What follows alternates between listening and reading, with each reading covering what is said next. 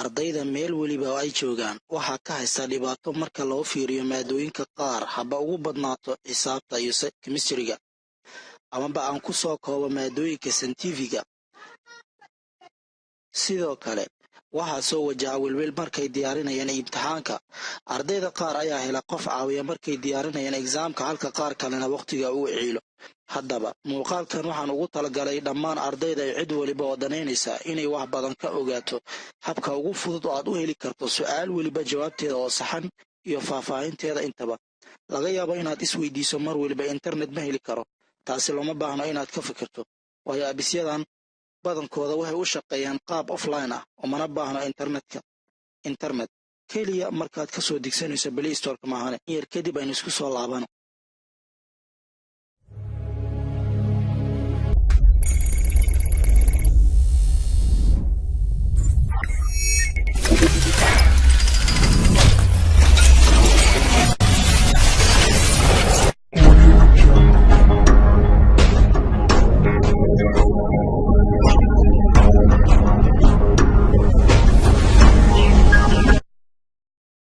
mathway.com waa website lagu xaliyo dhammaan problemska la xiriira maadada xisaabta iyo kemistriga, waxaana lagu xalin karaa problemska sida basic math, algebraic, geometry, statistics, chemistry, graphics iyo kuwa kale oo badan. balse waxaan ka xumahay abiskan ma adeegsan karaan dadka haysta moobilada androidiska. asaabta haysta androidiska waxaan ula talinaya inay adeegsadaan abiska lagu magacaabo math baba, waana offline balse waxa aad u tayo wanaagsan mathway.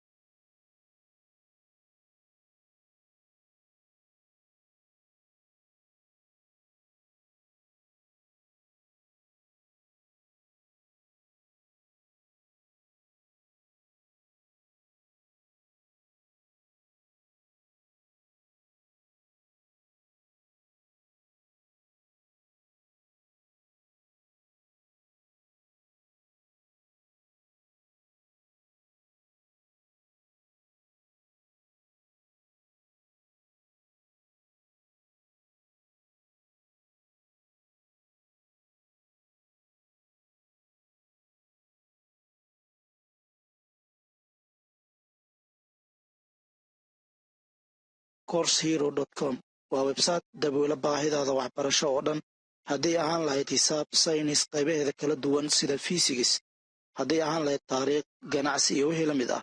balse waxaa lagama maarmaan ah inaad fahmi karto luqadda ingilishka.